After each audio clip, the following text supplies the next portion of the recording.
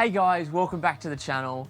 Today I'm going to be talking about my 5 tips for the live drummer. So let's get into it.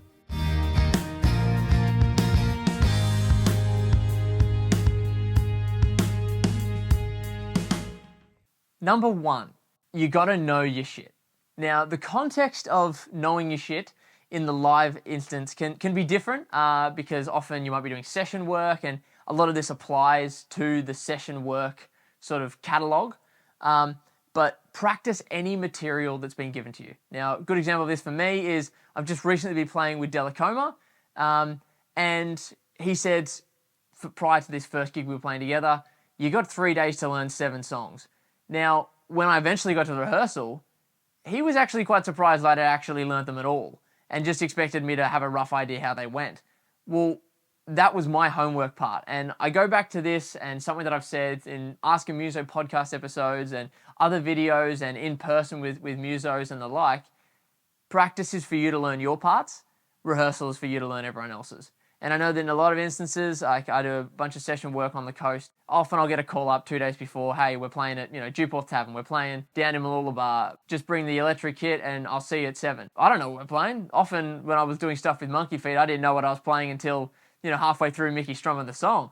And that's got to be dynamic, and we'll touch on that later. But knowing your shit to the extent that you can sit behind a rehearsal or a live setting, and whether you're cold turkey or there has been preparation, you know that you've done the best you can. You've looked through, you've asked questions, and you're as prepared as you can be with the information in front of you. Number 2, timing in the live setting for me also comes down to being in and on time. So being in time is obvious, much like I said in my studio tips, fitting in with the duo or the trio or the band. Often it's not about, grid smarts, it's about being in the vibe of the track. And if you're not doing your bit and you're not playing in time, in context with what's happening, push and pull, etc., you're essentially shooting yourself in the foot. The other side of timing is being on time. You leaving early, being at the right place, being at the right place at the right time, asking the questions ahead of time so you know where you need to be and when you need to be there. That's 100% in your control, and that is a demonstration of often you being the cut above perhaps your competition or the other guy or the other girl that's maybe looking at getting a slot. You being punctual is always going to be advantageous. Number 3, come prepared. We've all heard the adage, all the gear but no idea. Yeah, but have you heard of missing some stuff, gig's going to be tough? That's essentially what this tip is about. Nothing worse than when you rock up to somewhere and perhaps, the guitarist who is maybe not the band leader, but the one you've been having contact with for this session gig or whatever it may be. Just bring the smalls. Snares, cymbals, the usual stuff. Rock up, nothing to sit on. That's not really going to fly, is it? I've done it before. I've forgotten stuff. A good mate of mine, Bodie, we actually connected essentially over me forgetting my drum stool one time, and he's like, don't worry mate, I'm going to sort it out for you. I was mortified. It's the first time I met the bloke, and I'm like, fuck, he's going to think I'm an absolute flog stick. But in the end, we ended up, laughing over the fact that I was so worried about it. A lot of people are like, oh yeah, blasé, yeah, oh I only bought one cymbal, I'll have to bring more, oh sorry. Always come prepared with the gear. Whether it be that, you got the electric drum kit and you need to make sure that you have enough leads, obviously the leads to connect the drums, but the leads to actually get it to connect to the PA and stuff like that.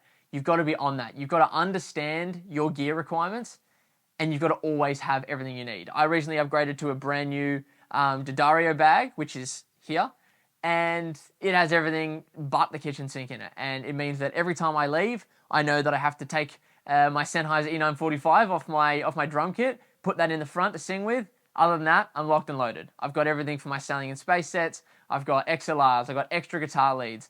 I've got enough to make my electric drum kit make noise. And also, I've got my in-ears and all those small things like that. And obviously, number 1 thing, I got my drumsticks. Thing number 4. So this tip is about exercising dynamics.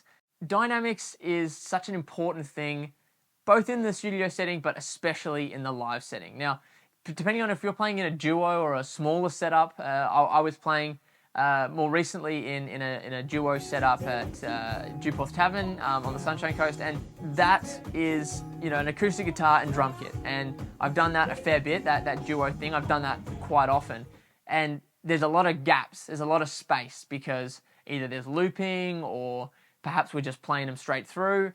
And yes, you may know how this song goes, and yeah, I've played Everlong lots of times, I know how the drum beat goes. You either need to sort of discuss how the set's going to work, or you need to go, okay, well this song that normally has massive crash to start with, gonna have to play it on the rim cross stick, because once you get to the top, you've got nowhere else to go, especially if you've only got one other instrument with you.